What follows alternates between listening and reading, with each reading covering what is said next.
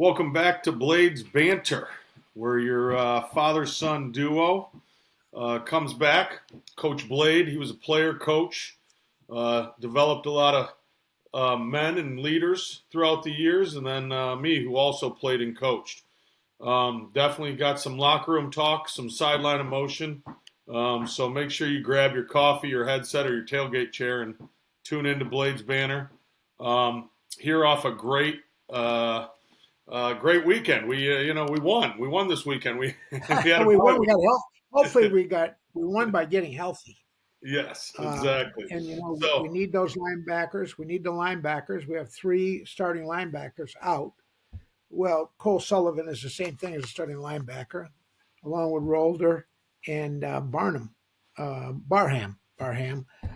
We need those guys back, and I understand they were practicing, but we'll see. We'll see if they make it back. So if they do not, it'll be up to Troy Bowles. And part of the issue in the Purdue game, linebackers really are in charge of alignment along with the free safety. And then there were coverage mistakes and some other things, and that was a result, I think, of those injuries.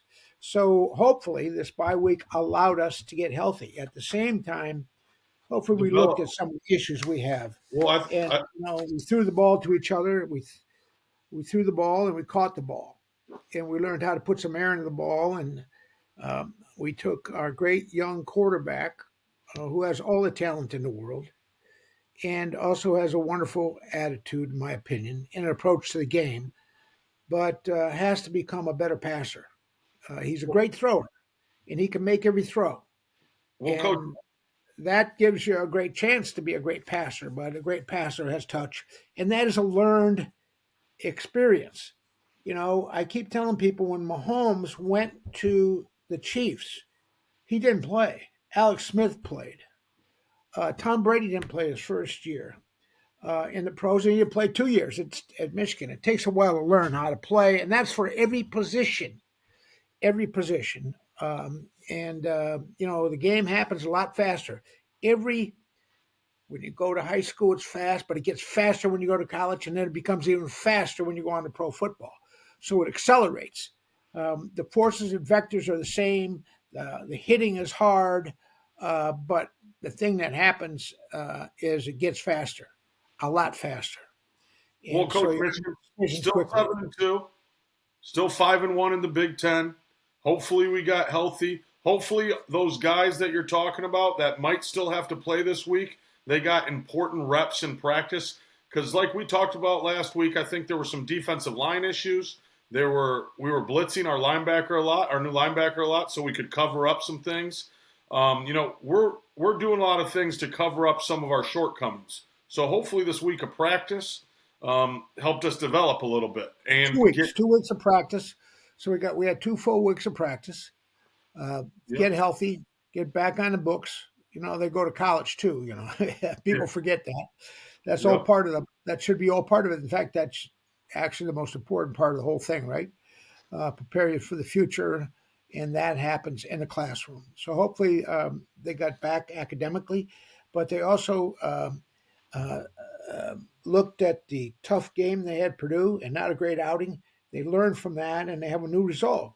The teams that are going to win now are the teams that are going to be scrappy and that are going to persevere and are going to have the will and the desire to win and play discipline and play with discipline from here on in, and do not make mistakes, and then make the plays when they have the opportunity to make the plays. We are in the stretch. This is it. So the scrappy, tough teams that don't quit, those are the teams that are going to prevail. And Michigan has to adopt that and have that approach. I think they have played with tenacity. I think they play hard with effort, but we've made a lot of mistakes. And we make a lot of mistakes during the course of the game. The objective I hope is we to start make the wrapping our opponent arms and running our feet. I hope we start tackling better, Coach, in the open field. Is what tackle I better. There's a lot of things we have to improve on. There's always room for improvement, and Coach Sharon says that. But when we look at the Big Ten, Indiana survived in State College. We talked about the dangerous teams. I identified them as one of them. They were going to rise up and play great football. What a And phenomenal final drive. by that kid, Coach. Mendoza, What a Mendoza drop! is really the odds-on favorite for the Heisman now because that play was replayed around the country, and that was a wonderful drive that they launched to win the game. I mean, uh, on a much different with a much different sort of on a much different sort of platform. Michigan's last drive against Purdue to put the put the game away was a great drive. So the teams that can gather themselves up and respond appropriately are the teams that are going to win. I think Indiana has 10. Indiana's won 10 games, and I've always said if you win 10 games of major college football, that is a great season. So they have a bye week. They're going to play Wisconsin at home, and then they're going to have Purdue. So they have 2 games left, and I do not see how they will not be in the championship game. Now, Ohio State has UCLA comes to Columbus this weekend. UCLA's been up and down, but they have some good players. They know that quarterback. Of course, he played at Ohio Stadium last year when he quarterbacked Tennessee in a college football playoff game. And then Rutgers goes to Columbus. That coach coached there, and he understands that team and those guys. And he's a wonderful coach. So we'll see if they can give them, if Ohio State is looking forward, it can give them a scare. And then, of course, the big game. But until we get to the big game, there's a lot to be done. Iowa's still in it. Iowa plays USC away. Michigan State at Nebraska. There's still a lot open. It appears that the teams in the driver's seat certainly Oregon, UCLA. I'm sorry, Oregon, Ohio State, and Indiana. But Michigan is well positioned with 1 loss. Iowa now has 2 losses. USC is sitting there with only 1 loss. So, they're going to play Iowa at home. The Iowa Hawkeyes got to go out there to SC. That's tough to do. We found that out.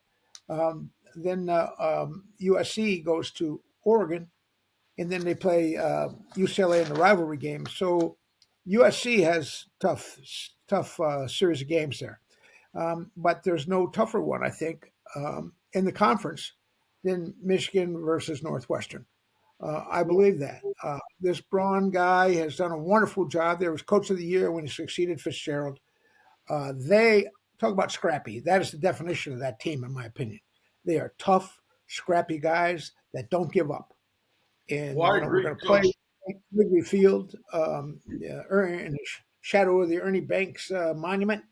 The great Ernie Banks, Ron Santo, but the Chicago Bears also played there, and Dick Butkus spent some time there along with Gil Sayers. So we're going to play on the near north side of Chicago in Wrigley Field, in what should be a great game and a great venue.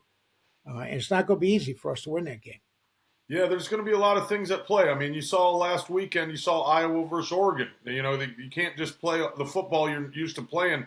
Weather's a factor. You saw Monday night. You saw the Eagles play. Yeah. I mean, they had 50 yards passing. It was 0-0 at half. Who did they beat? I have not looked. That's interesting you said that, and I have not looked at the forecast for Chicago.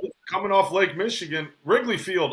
By the way, Coach, what an amazing venue. I've been there for a ball game. I went there for the 2009 Winter Classic. You got me some tickets for that. That was super fun. I mean, what a cool place to play a football game for the George Jewett Trophy. I might add that you always every year give me the rundown on George Jewett. Black man to play at the University of Michigan, but also play at Northwestern. So, and there's a Jewett Street in Ann Arbor, named after him and his family. And I think then he go on to become a physician, but a distinguished guy, and was a great football player for both universities. Back when people jumped around, a little bit like it is now, So that's important to commemorate him, that's a wonderful trophy. That is more meaning for me than some of these other traditional trophies. It's after a guy and a man who distinguished himself as an athlete, as a scholar, in a time when black players were denied opportunities all over the place. So Yep. it's important to remember George Stewart, and it's nice to do it in this in a trophy in this competitive contest. And I'm telling you, Northwestern, people wrote him off. They always write off Northwestern, but this guy was at North Dakota State, where they win traditionally. He was a defense coordinator, was with Coach Fitzgerald. Then he got dismissed during that scandal. Apparently, I don't know, he's been exonerated. I don't know what's going on there. Did he And take over for your buddy? Your buddy that no, was the he coordinator? took over for, no, he just took right in. No, he was Mike Hankiewicz, who was defense coordinator for years there and did a great job there. I mean, there's a great coach and coached all over the country and did a fabulous job. And is a Michigan guy. Um, and now is retired. So Hank was getting out. So he actually just succeeded Coach Fitzgerald when they let him go after the hazing scandal. Okay. And he's done a marvelous job there. And was coach of the year. And when the thing was in disarray, your head coach leaves. In light of that scandal, which was a bad thing. Hazing is a bad thing. It shouldn't happen. I don't know who knew what, and apparently Coach Fitzgerald didn't got exonerated, whatever. But it shouldn't happen, and it was a bad tradition that they had going there, and it's injurious to young people. So hazing shouldn't go on. But that said, this team beat Purdue 19-0. Yep. They lost a tough one to Nebraska, at Nebraska, by a touchdown. And then they just lost to SC. But they were out there at SC, and they really played them almost as well as we played them. As 38-17. I think SC did the same thing. They went ahead, and then Northwestern came back. But Northwestern did not quit. They have a nice quarterback, Preston Stone, who came from SMU. Coach, They have a good running back. They have like three guys that carry most of the offense. They beat UCLA, and they fired James Franklin. Don't forget. Hey, Yeah, they got James Franklin fired. they gave him a big payday. Perhaps there was some other momentum for that, but they put the lid on the coffin apparently for James Franklin, who I think he walked out with $50 million, so maybe he won the whole damn thing. Apparently, Chip Kelly's going to fight with LSU. They said I don't know what. Tried to give him 30 mil. He turned down 30 mil. Coach, would you go for the whole 30 thing? mil, but they owe him more than that. So that's all just why. I have a question. They fired the athletic director. Why these athletic directors commit themselves for these millions of dollars forever? And I know they got to give a guy. It's a marketplace. I know it's the marketplace, but those negotiations are bad. I have a question for you, Coach. Way you can separate, which is more reasonable. I have a question for you, Coach, because everybody says to me, I can't believe these buyouts. I can't believe all this stuff. I got this agent made up these buyouts, and now this is the standard. But, Coach, also, when you're a football coach, you pick up your family, you move them across the country, but there's no HR. You don't go to HR and, you get reported to HR, and then you get fired. If they want to can your ass, you're fired. And it doesn't matter what's going on in your life or where, if your kids just got to school, if they graduate next week, give them $10 million. That's fair. Here's $10 million. We don't want you anymore. Here's $10 million. Thank you very much. I don't think they got to pay them hundreds of millions, 50 million. I don't know. There's so many people in this country that are struggling, that work hard. It just seems out of whack to me, like so many other things right now. Look, I'm all for. I'm a capitalist. I want people to make what they can make. It's the marketplace. But I think some of these administrators got caught up in making commitments, like Jimbo Fisher down there at Texas A&M and this guy over here at LSU, and made these. And Notre Dame did the same thing with Charlie Weiss. They made these huge commitments and huge dollars, and they didn't have to, in my opinion. They could have done a reasonable contract, and if the guy leaves. I mean, that's how you do it. You don't mortgage your entire program. That's just my opinion. I would do it differently. It's not prudent business. Most business people wouldn't do it that way either. So they haven't been prudent with these inflated coaching salaries. And that said, I'm all for anybody get whatever they want. It's not the most important thing in college football. In college football, the focus should still be the development of the individual, athletically, intellectually, spiritually. And hopefully they get something out of the college experience that's all been sort of controverted and so mixed up now because of NIL. I go back to what Mike Leach said. That Mike is no longer with us. He was an attorney, coached at Washington State, then was at Mississippi State. But he said, if you take NIL money, that's a contract. So you contractually have to stay where you're at, and you can't go to the portal. If you don't take NIL money, then you can go to the portal. And I don't know. That should be the deal, in my opinion.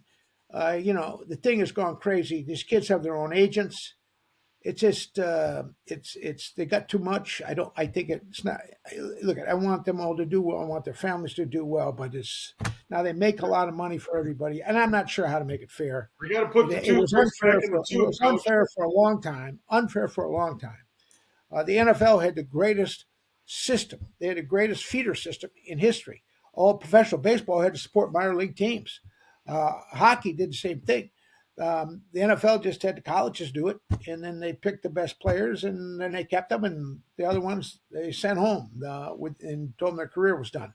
So they had to pay. NFL never paid $1 to support that system, their feeder system. It's just the way everything has evolved. But what we have to do as fans and as a team right now is focus. I mean, this is it, man. John Jansen, the great John Jansen, just inducted to the Michigan Hall of Fame. He's on with Doug Karsh and does a wonderful job on the radio and is down working for the university. He told him after the loss to USC, every game is now a playoff game. And it is. They can ill afford. They cannot falter.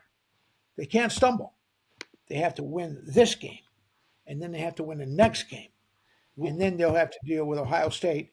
Ohio State, interestingly enough, is great, probably the best defense in the country, certainly statistically. And they have a prolific passing effect. The guy's completing attack. The guy's completing 80% of his passes. It's unbelievable what they're doing down there. But they're not rushing the ball. They're rushing the ball for just about 150 yards a game. And that's throwing in all these cream puffs they had in the beginning of the season when blocking them wasn't that tough. So they're very much, they're 25% run, 75% pass. And, so they're very much skewed to that. And now Northwestern, let's get back to the thing. Hold on, Northwestern's fighting for a bowl game, and they don't have an easy. They have us, Minnesota, and Illinois. So they got to get a win here, and this is a huge game. That Illinois game is a huge game. That's an interstate game, and I'm not sure it will be played. Illinois, we know, is a good team. Now Illinois, I believe, has qualified for a bowl with at 6-3. Northwestern is 5-4, so they got to get to 6. They got to get to 6. So they're fighting for a bowl. They're fighting for pride. Michigan's coming in. There'll be national focus, just like there always is. Michigan has more living alumni than any other school in the country, and people, a huge contingent of people. A lot of Chicagoans attended the University of Michigan. A lot of Chicagoans root for Michigan, and of course, Northwestern is in the process of putting together a new facility and a new field on their campus. But we're going to play this in the great Wrigley Field. We're all the ghost of Harry Carey and all these great legendary Chicago figures. You ever lose any recruits to Northwestern, Coach, when you recruited Chicago? Did I what? You ever lose any recruits to Northwestern? I don't believe so. I don't believe so. Now, if I lost them, it was either Notre Dame or Ohio State, or, somebody like that. But back in those days, we dominated. Our thing was to recruit a 300-mile radius of our campus and try to get the very best players out of those areas, and certainly get every great player out of the state of Michigan. And then down into Ohio, traditionally, and Chicago kids always came, and then go outside on occasion, like I did for Jamie Morris and guys like that, to get the great player. And the East Coast was open because there were no great powers in the East other than Penn State, which is really, truly, as close to the Midwest as you can get. It's Western Pennsylvania, about a couple hours outside of Pittsburgh. So that's how we did it. But everything's changed now because in 1986, of course, college football Coach Association took over with the CFP, and then they did away with this thing, this antiquated rules about how many times you could appear on TV. So kids all stayed around so their mom and dad could play them, could see them play. And that was a primary motivation. Not that there weren't great schools around, but that you want your mom and dad to see. And now, of course, your mom and dad can watch you play every game, if not come in person, because you can afford to buy them plane tickets if you're a great player. Then you can watch them on TV, and that's changed everything. Well, I So heard kids, we recruit the nation now. Yeah, I heard Urban Meyer talk about back in the day, Ohio State and Western PA and Northeast Ohio. It was like kind of like the steel belt over there, and kind of after all those jobs went away, a lot of migration went down south, and that's what he kind of sees the shift from the Big Ten to the SEC and how people kind of migrated down south. There was a great migration down to the south, you're right. A lot of jobs went away. The steel mills closed, um, and um, and so Ohio was made up of small manufacturing towns and cities. All those towns cared deeply about extracurricular activities for their kids, and that they would have opportunity. And then football was the king. And the same thing is true, still true in the state of Texas, still true in Pennsylvania. Those coal miners in Western Pennsylvania, and their kids all played, and they turned out tough, hard nosed people that sort of were reflected the grit and the toughness of those areas. Worked in the factories and provide a good living for their family. And he's right. There was a migration to the south, just like there was a great migration from the south to the north after the depression to seek out jobs and a better life. Lloyd Carr talks about driving up with no heat in his car when his father left Tennessee to come to the state of Michigan and try to get a job working for one of the auto companies. So that's what happened, and then it reversed itself, and so now Georgia's loaded with players, and there's a great. The state of Michigan, I tell people, was always the ninth largest state in Michigan. I mean, in the Union, the ninth largest.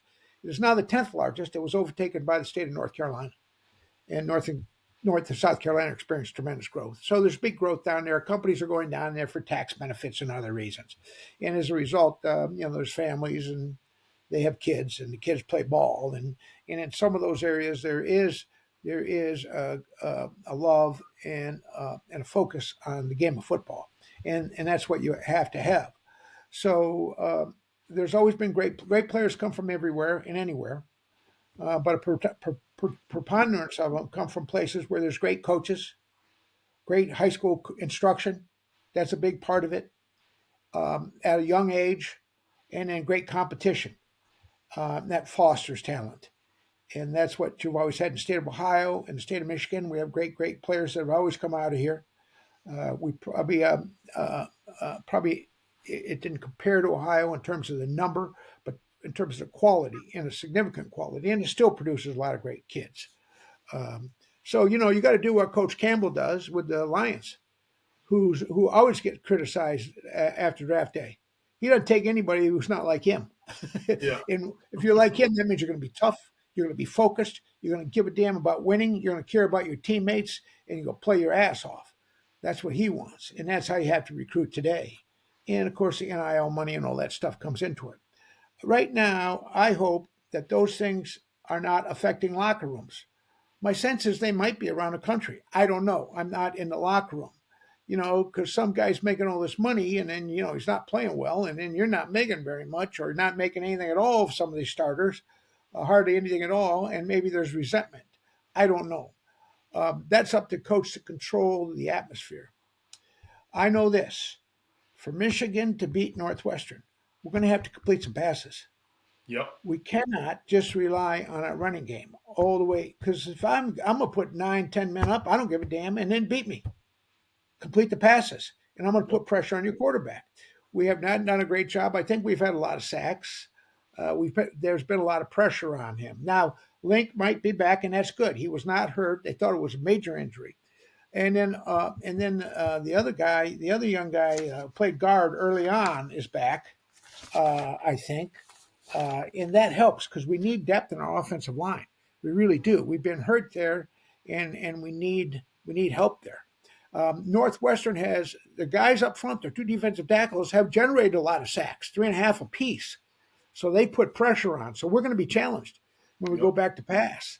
I don't think we're afraid to pocket pass. I think that's why we roll Bryce out a lot. I If we're going to agree. roll him out, let's roll him out. I believe that what we should do with Bryce is you got two reads. You look at the primary guy, usually a deep guy, mid range guy. He's not there. You look at the shorter guy. He's not there. You put the ball away and run, and forget about third read. There are no third reads. Hey, One, two, one. One, that took two, one. That's it. that That's took what I Michael think they Vick. need. That took Michael Vick to the national championship doing that. Well, and he's proven to be a great runner, and he's proven he wants to run, and he'll put the team. He's not afraid to put the team on his back. You got to hear and learned a great lesson when they punch the ball out. But he's been good with the ball. He's only thrown 4 interceptions, and one of the things where much Northwestern's been a turnover team, and they haven't played very good defense.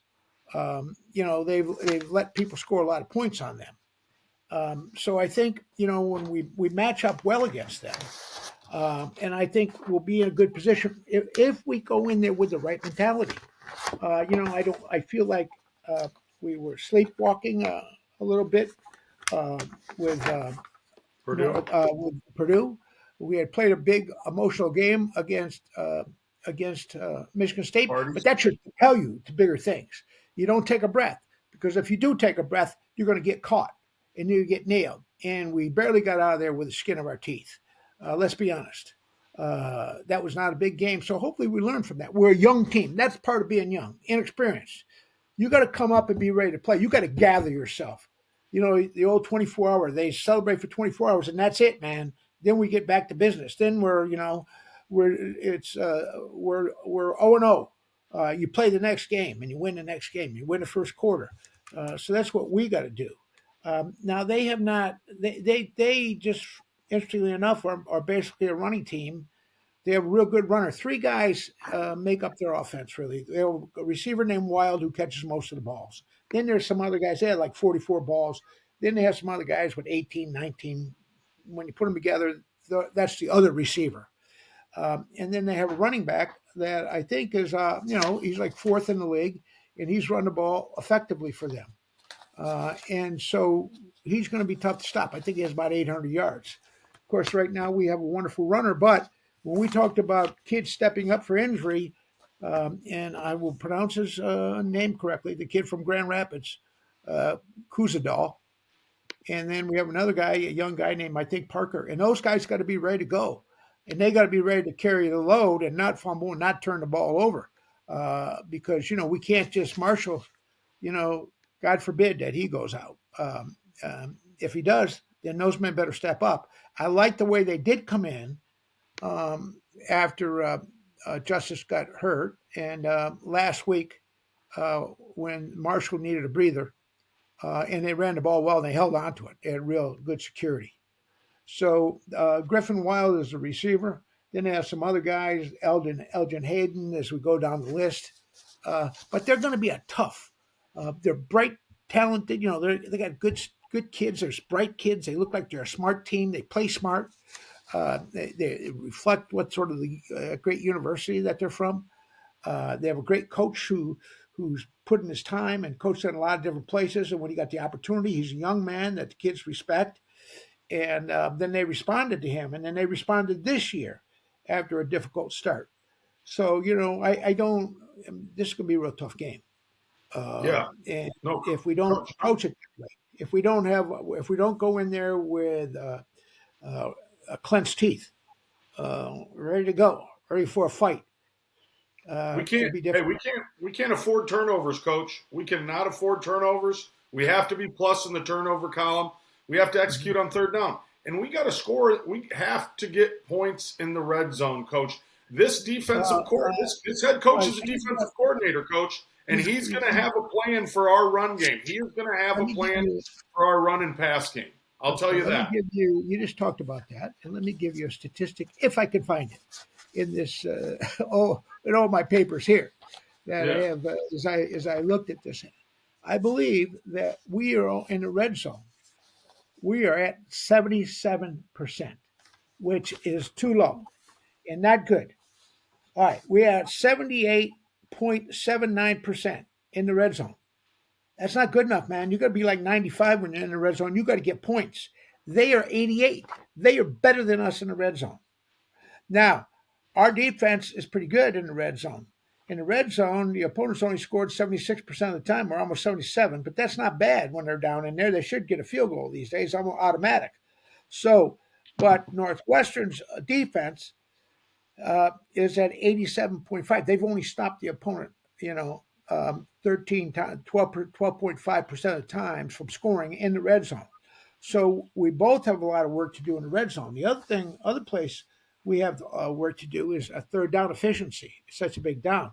So we've been effective on third down 41% of the time. Believe it or not, they're better than us. They're 46%, 46.3. Believe it or not, they've been successful on third down. And then defensively, we've been pretty good. We're under 40. We stopped the opponent almost 63% of the time. And the opponent's been successful 37. Opponents against Northwestern's defense have been successful almost 45% of the time, or 55% of the time. And then the other thing I want to say, in Bryce's defense, he said 16 drops. So if you add those drops, he's at right now, he's completing 61% of his passes. If you add those drops back in, he's at 67% of his completing 67% of his passes, exactly where J.J. McCarthy was when we won the national championship. He completed 67% of his passes. So we're running the ball. We're very close. We are on a line. We are a play away. He's got to complete those long passes. He's got to put air on the ball. He has to make the plays. Now, I hope they're in there every day working on completing long passes. He's got a great arm. He can throw the ball on the line, but you have to throw the ball with some touch. I recently watched a show on ESPN on the Mannings, and those kids in high school had touch on long balls. So they got to help Bryce. Now that's coaching. We've got to get him coached up and put a little air onto the ball and lead the receivers so they can run to the ball. And the receivers, by the same token, cannot drop the ball so often. We can't have these drops. And then, and hopefully McCulley's back. Hopefully he's back. I'm not sure who we'll put in out there. If not, the tight ends are there and they're good. Young Marshall played good, and Klein's back. And then, of course, Marsh is coming on. And Marsh has been pretty good. I've been complaining about our return game, but Marsh has been decent returning kicks, and will only get better. But by God, we got to catch the punts. If we just catch them and don't return them, we'll be better off. And by same token, we got to have consistent punting. And so right now, we're punting at see here. They're at 39.5. And I got to pick up our guys, but he's probably hovering around that. But he's had some bad punts. He's shanked a couple. And we can't afford to give people short fields. See, these are the mistakes that, you have early on, but you can't have them now. You got to execute. Alignment, assignment, technique. Alignment, assignment, technique. Execute, make the plays too. Allow your athletic ability to express itself within the context of the scheme, offensively and defensively. So maintain your rush lane, but then beat the guy. Go around him, go underneath him, but then replace him. And, now we have really great edge rushers. Moore's played great out there, and TJ Guy. I hope Barham is Moore's back. got 8.5 sacks, Coach. And I really hope that we get those linemen back too. I mean, those linebackers. That'll be important to us. And our line has to have lane discipline when they rush the passer. Coach, you were talking about a rushing. I was saying Moore. You were talking about TJ Guy. I said Moore has 8.5 sacks this year. Yeah. Moore's been tremendous and made critical plays. And so, we always focus on mistakes. But gosh, young Bryce has made some great plays. Marsh, the kids. Marshall's been outstanding. He doesn't do it alone. It's a team game. That line that has struggled fights like I think they fight. I think they fight hard, and I respect that. I think Frazier's doing a pretty good job coming in there. for Link, who was hurt. El Hadi is our captain. I always like McCulley, and then I think defensively we have all the elements that are required to have a great defense. But we cannot. There, the mistakes are unforgiving. Excuse me, unforgiving, because you make a mistake, you will pay, and you're going to pay with points. And so I just think we got to come in and get control of this game and get after these guys because they're going to fight and scrap. I watched them against SC. They didn't quit, and they have some big, strong, tough kids in there. I'm very surprised by the physical nature of their team. Well, And so they're going to hit us, yeah, and they're going to play hard. I think they're going to hit us. They're tough. They don't give up. Like you said, they're 5-4, and they're 5-4 for a reason because they're fighting for every single play. They're clawing and scratching for a win. Two guys that I'm really looking for that you were talking about earlier, receivers. Klein finally said in the media, he said, "I'm finally healthy." He goes, "I'm 100%, and I'm ready to go." Good. So Klein and then Goodwin. So hopefully Goodwin gets some balls. They throw some. Goodwin's had some drops, but he's got to get out there and make the plays. Yeah, absolutely. So I think that this is going to be a tough matchup in Wrigley Field. Obviously, we got to see how the big boys play up front. I think that our offensive line can, show something, show some resilience, give him some protection so he can throw the ball a little bit. Well, they do get up to the second level a lot, and they're not. This is not a total disaster. No. Now we're used to dominant top 10 offensive. Top 10 runs, and the game is still won on the line of scrimmage on both sides. So when we don't play well, then it shows up. But I like our team. I think we have momentum. I think we have the right culture. I do believe they believe.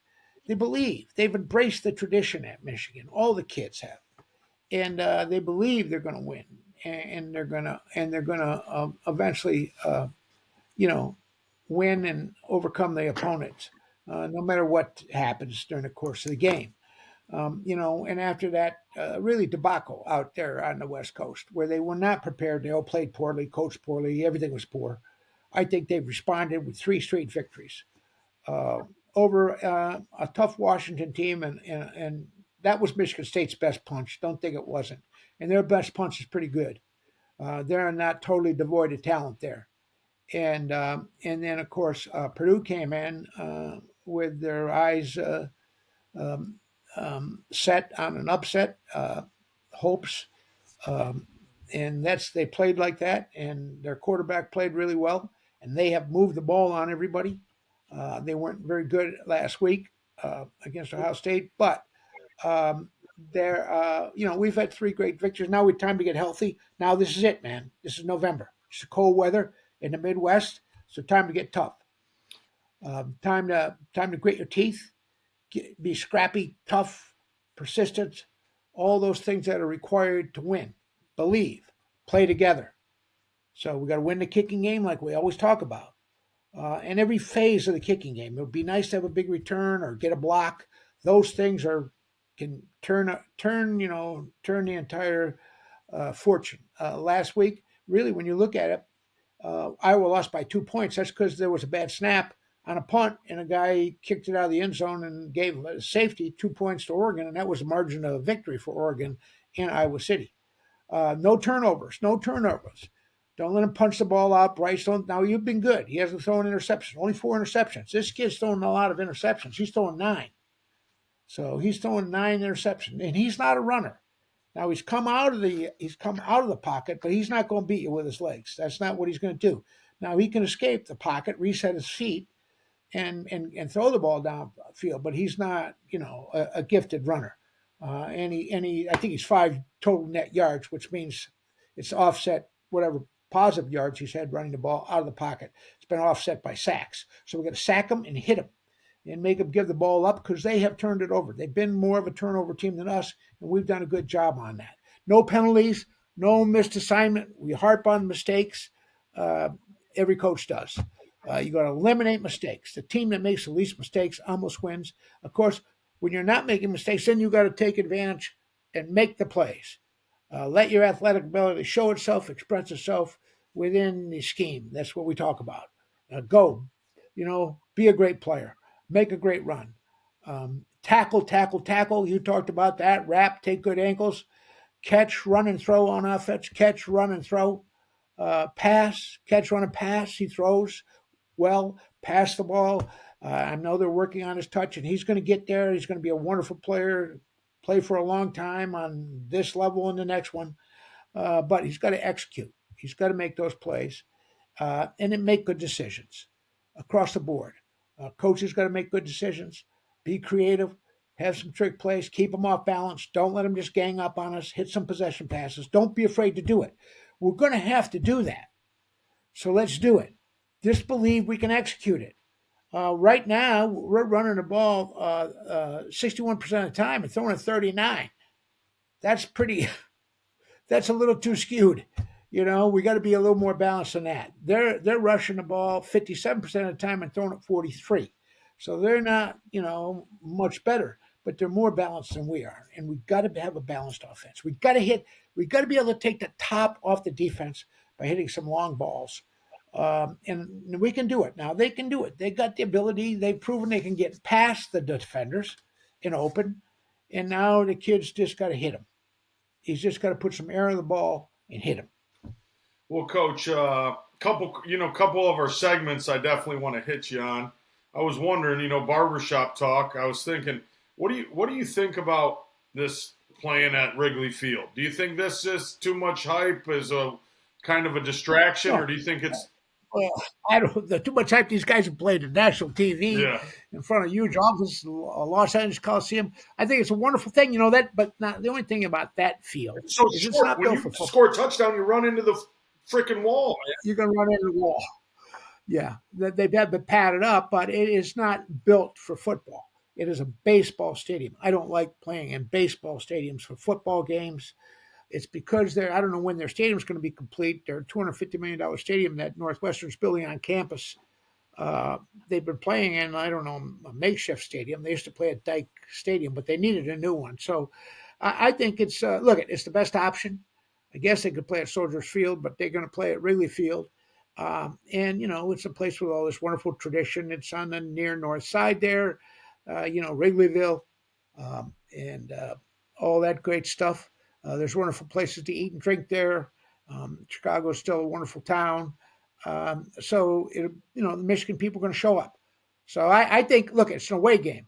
One of the things that's fun about away games is you circle the wagons. You come together as a team.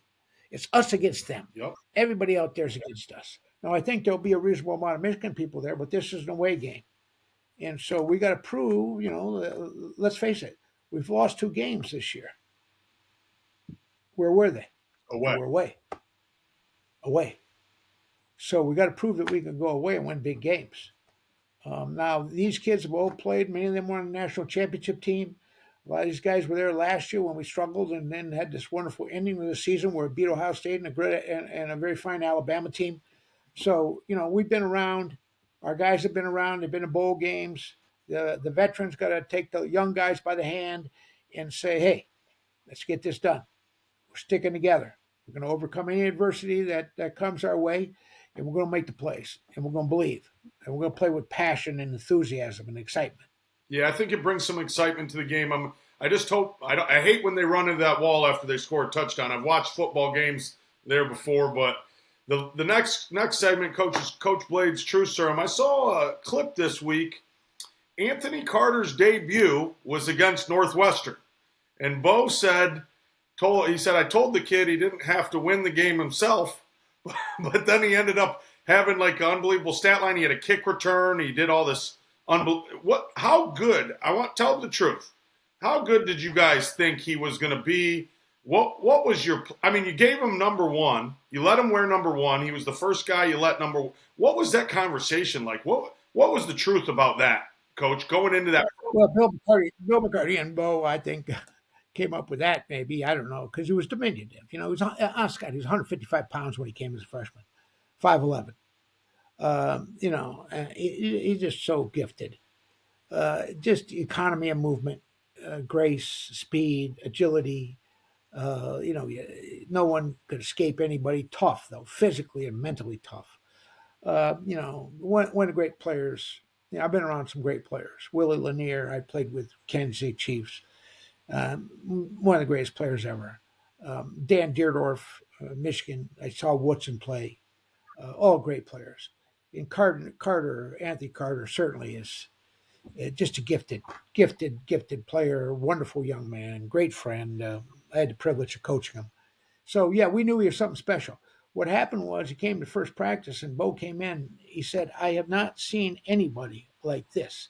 Now, typically he'd come in and then he'd critique our recruiting, which he criticized all of us for bringing them bad players. No one was any good. We were never going to win any games anymore, and it would be we were responsible for that, and we would be the demise of the program, our poor effort of recruiting. So that was typically the conversation when he critiqued the freshman. But he came in and said, "Man, we got something special." He said, "I have not seen anything."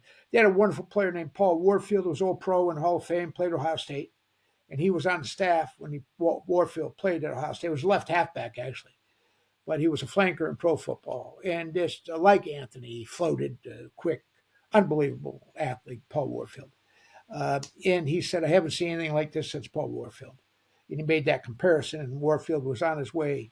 Was a great player for the Browns, and then now in the Pro Football Hall of Fame, considered one of the great receivers to ever live. Time has obscured his memory, but Warfield was unbelievable. And much like Anthony, just really gifted runner and pass receiver. But Anthony was so tough. I mean, he would block you, man. He would knock you down. Our thing was take their best hit and jump up. That's how we would intimidate the defensive backs, and he did it. He'd take their best hits. Now they had a hard time hitting him because it was difficult to hit, and they get glancing blows on him. But we made the mistake, of putting a tearaway jersey on him. So when your jersey when they tore your jersey, you have to go off. You put a new jersey on. So we figured that out right away. They'd just tear his jersey, so he'd have to go out of the game. The opponent would tear his jersey at the end. They'd run up and tear his jersey at the end of the play. So we quit doing that. You remember when he hit that kick return? What you were saying? Were you up in the box? Oh, he was just. So we knew. I mean, I knew. It was just. He was just great. You saw him every day in practice. He was just. Well, he's one of those guys, and I'm not sure who I can compare him to now. You would be prepared every time he touched the ball, anticipating something great would happen. It's like when Gretzky played hockey. As soon as he got near the puck, you anticipated, something great was going to happen. And there's other guys like that. I felt that way about the Ohio State running back that Trayvon last year. He just had such great speed, and Justice Haynes a little bit like that. He could break it at any time. There's certain players that I mean, they're going to erupt. Something's going to happen. Take it. And something great's going to happen. It's like when they throw the ball out to Stephen Curry, or when Michael Jordan started to go to the rim, move towards the basket. Yeah, go to the rim. You're going to see something exciting. That he was just so gifted, and I think as gifted as any player I've seen come through Michigan. Now, greatness is greatness, so it's hard to differentiate between greatness. So when you take Woodson and Desmond and these guys, they're up here. Deerdorf, I always say, is part of that. Nobody says that, but he's one of the great offensive linemen that ever lived. Jake Long. Certain guys are up here, sort of up there in the crown jewels of Michigan football. Kramer. And they're great. And they were great, and they are great. And so, but who's better? I don't know.